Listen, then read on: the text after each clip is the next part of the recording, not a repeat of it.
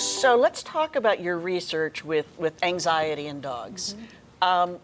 Starting first with how do you recognize and how do you measure anxiety type behaviors in dogs? Right. So this is tricky because we can't ask dogs, hey dogs, how are you feeling right now? Like you can with people. So a lot of the studies in humans are relying heavily on surveys and people's self-expression of how they're feeling in different situations. So for the dogs, we're using changes in behavior, but we're pairing that with physiological changes as well that are known to tie into the stress response or anxiety response. So we look for things like changes in cortisol.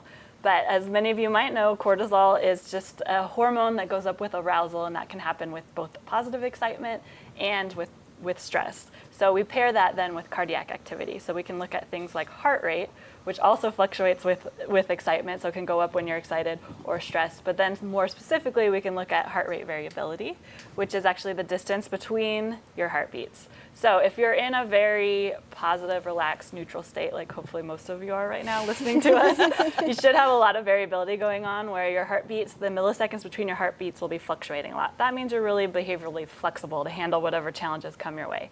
If you were in a more stressed or more anxious state, you're worried about what's going on, maybe you're up here in front of the cameras talking to everybody, your heart rate variability will go down, becomes very regulated, you're in that fight or flight mode. So we can look for changes in that way. So with the dogs, we look for things, changes in their behavior. So if your dog is barking less, maybe wandering around, panting less, showing less signs of stress, and then also with their physiology, we're seeing that maybe their heart rate variability is going up, their heart rate's going down, their salivary cortisol levels are going down.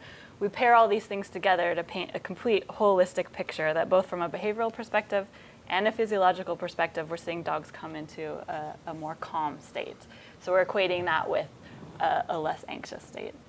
Okay, super. So you've actually been able to influence this through specific probiotic organisms. Yes. Tell us more. And specific is the key because not all probiotics are the same. And as Brittany will tell you, they don't all do the same thing and they're not all targeting the same mechanisms. So we actually did a lot of work ahead of even trying to feed probiotics where we were just studying the microbiome in anxious dogs and non-anxious dogs. What were the differences there? And then we looked at the difference for the dogs that were not anxious, that were super easygoing, that you could put them in any scenario and they're completely relaxed. What does their microbiome look like and how does that differ than the other dogs? And then we could target specific probiotics.